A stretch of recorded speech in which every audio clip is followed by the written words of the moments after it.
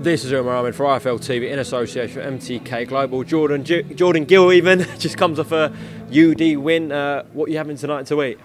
Nothing at the moment. I'll see how it goes. I don't feel like too hungry at the moment. No chocolate milkshakes? Not today. I think I'd stick it back up. Just talk me through the fight. What would you rate that? No, Ralph there. What would you rate that at 10? I think 7 under all circumstances. Why weren't you perhaps at your sharpest then, Jordan? I don't know. I think I didn't really have time to prepare for an opponent like that. You know, I got some really good sparring, but all my sparring was with big guys. People like Hopi Price, who's a tall southpaw, like close to 6 foot. Raza Hamza, who's the same. Leon Woodstock, who's tall as well. And I was struggling to find that not the range, but like the height to adjust my height. So sometimes I felt like I was jumping up or leaning in or.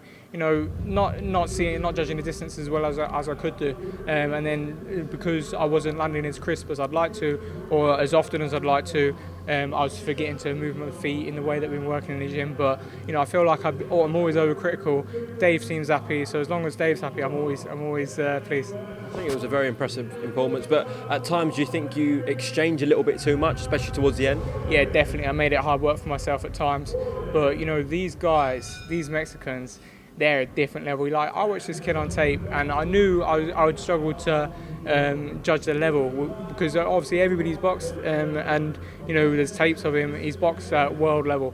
Nonito Donaire, Angelo Leo, Isaac Dogbo, all these guys are top fighters, and it was hard to judge the levels compared to the guys that I've been boxing. So I didn't really know until I got in there, but when I got in there I realised, you know, he is a good fighter.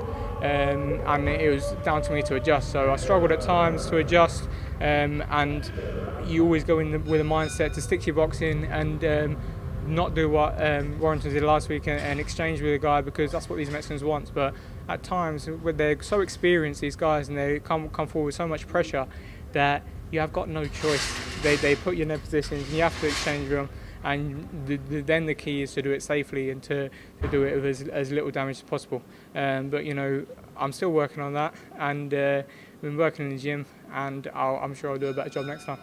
I know you had your reasons for why it went wrong against Tinoco, but still the fact that Juarez is levels above Tinoco, a Mexican fighter as well, did a few demons from that Tinoco fight go away tonight? Yeah, I think it's still a bit too fresh. I got out of the ring about 10 minutes ago, so I'll have to go away and assess the performance. But I feel like he landed more shots on me, especially body shots as well, than Tinoco did. He's boxed at a high level. He's a harder puncher than Tinoco, and I dealt with him. I won a unanimous decision.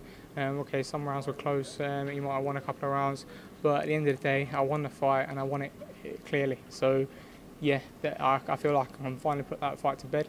And I boxed 3 Mexicans. People forget the other Mexican that I beat. So for me today was a decider. I was 1-1 coming into this fight, and it was 2-1 to me, baby. Just lastly, before you go, of course, we're early into the year. I'm sure you will want a big fight around the spring, summertime. Is Isaac Lowe a fight that you welcome, Jordan? Yeah, definitely. Every time you interview him, you ask him the same about me. So I feel like he'll want that fight. He seems to box on every Tyson Fury undercard.